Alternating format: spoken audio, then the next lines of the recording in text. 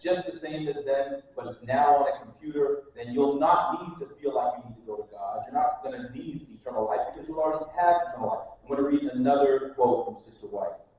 This is from PK. One second. I don't know PK. Prophets and Kings. Thank you, guys. The apostasy prevailing today, still very good.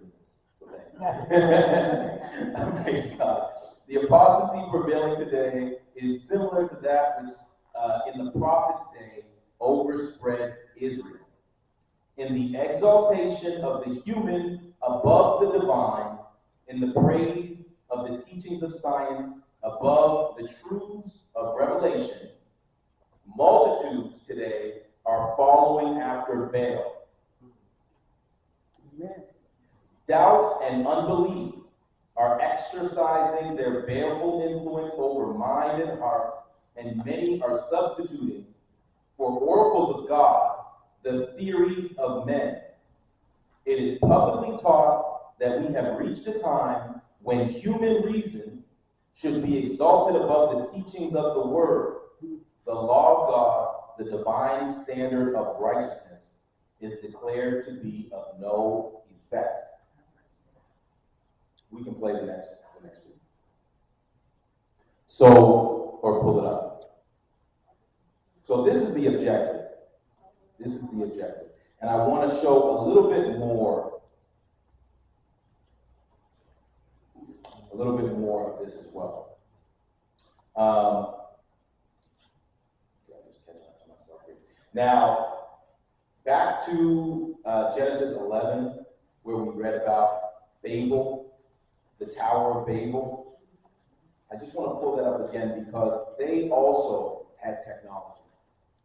They used something, and they used it to an effect of trying to replace what God had already given them, which was a promise. He gave them a promise. He said that there would not be another flood, but they tried to use technology. And so we see here in Genesis 11:3, and I'll just read it because we've already read it. And they said one to another, "Go to, let us make brick and burn them thoroughly." And they had brick for stone and slime they had for mortar. It's interesting because it seems like whenever man is trying to do this, he always tends to use whatever is around him and whatever is common to replace what's holy. Nowadays, we have something that we use as well that is very similar. We have slime, but we call it crude oil. And we have brick, which is made from dirt, but we call it silicone. It's made from sand. And most of our technologies run on silicone and oil. They run on brick and slime. I thought that was interesting. Let's now this is I think you guys know who this is. And he is speaking about his good friend Larry Page, who is the CEO of Google. And he is saying what their objective was. He had a problem with Larry Page because Larry went too far for him. And he's saying this is what Larry wanted to do with artificial intelligence. This is his ultimate goal. And I would like to play what he says. Go ahead. Larry Page and I used to be close friends, and I was at his house in Palo Alto, and I talked to him late tonight about AI safety. And at least my perception was that Larry was not taking AI safety seriously enough. What did he say about it? He really seemed to be what wants sort of digital superintelligence, basically digital God, if you will. You guys got that? Yeah. His goal is to create a digital God. Okay. So we'll play the next one in a second. I think it's important that we understand that when we're talking about spiritualism, these people, just like the sorcerers and magicians that work for Pharaoh, these people are the ones who are going to be conducting spiritualism. Yes, it's true you're going to see other forms of spiritualism. We all see psychics and these types of things. But vast majorities of people are not necessarily going to be won over by the local tarot card reader. But when Elon Musk tells them that there is a new digital God, or that that you can talk to your grandfather who's dead, or that you can live forever if you plug something into your brain or put something over your head, or put a chip inside of yourself. These are the types of spiritualistic activities, and they are aware that they're spiritualists. They don't make any pretense. If you listen to what they say, most of what they say, it draws back to an idea of spiritual experience. It's not, we tend to think in the church that people that are scientific out there are somehow logical and based on just facts and reason. They are very spiritual. They always have been, since Babylon, since Babel. They just believe in a different spirit. Right? I think we can pull up the second video, the next one after this. This I thought was interesting because out of the abundance of the heart, the mouth speaketh. You can pull up Demis Hassabis. He said something very interesting, and I hope it comes across clearly.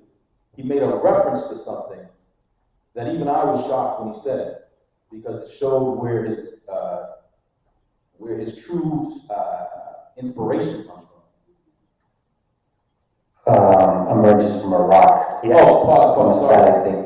Let me explain. Demis Hassabis, he created something called OpenAI.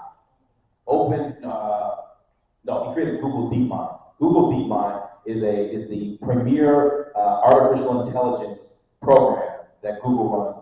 He is, not him, the guy he's interviewing, is one of the foremost people in AI. They believe that he is the one who's going to create an AI that is as smart as a human. That is what most people promote that this person he's interviewing is going to be able to do. He's created several programs that have been able to beat humans in different games and in different types of activities, and he is one of the foremost technicians in artificial intelligence. So go ahead. Do you think AI will allow us to, is that something you have your eye on, is trying to understand the origin of life? First of all, yourself, what do you think, how the heck did life originate on Earth? Yeah, well, maybe I'll come to that in a second, but I think the ultimate use of AI is to kind of use it to accelerate science to the maximum. So I think of it a little bit like the tree of all knowledge. You imagine that's all the knowledge there is in the universe to attain. Stop. And I thought that was really interesting.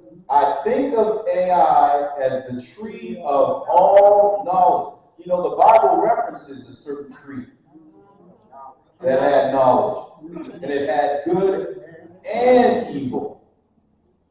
And that was a tree that we were not permitted to eat thereof. But he says that he thinks of AI as a tree of all knowledge. And we can leave that. We can go to the next video for the sake of time. This is a guy named Ray Kurzweil. You can go up there.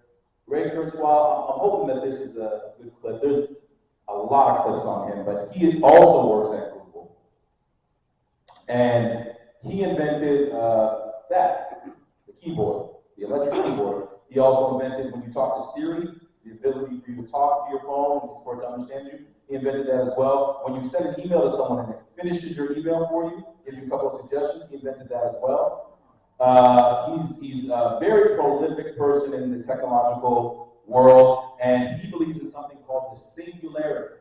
And the singularity is a belief that as computers get smarter and smarter and smarter and smarter, at some point they're going to reach humans' level of intelligence and ability to where you can't separate a human intelligence from a machine intelligence. And at that point, we don't know what happens after that. Because at that point, they get smarter and smarter, just like your phone. And so they call it a singularity, because a singularity in physics is where you have a black hole. It's where light goes in, but it doesn't ever come out because the gravitational pull is so far. So you can never see what happens in a black hole. It just looks black from the outside. And so he believes that that's what's going to happen here. We can't see what happens once machines become as smart as people. But I can see what happens, because the Bible tells us that that's not going to happen. The Bible tells us that when they were building the Tower of Babel, that all these things which they imagined would have come to pass, but that God came down and he scattered them abroad. So it's not going to happen.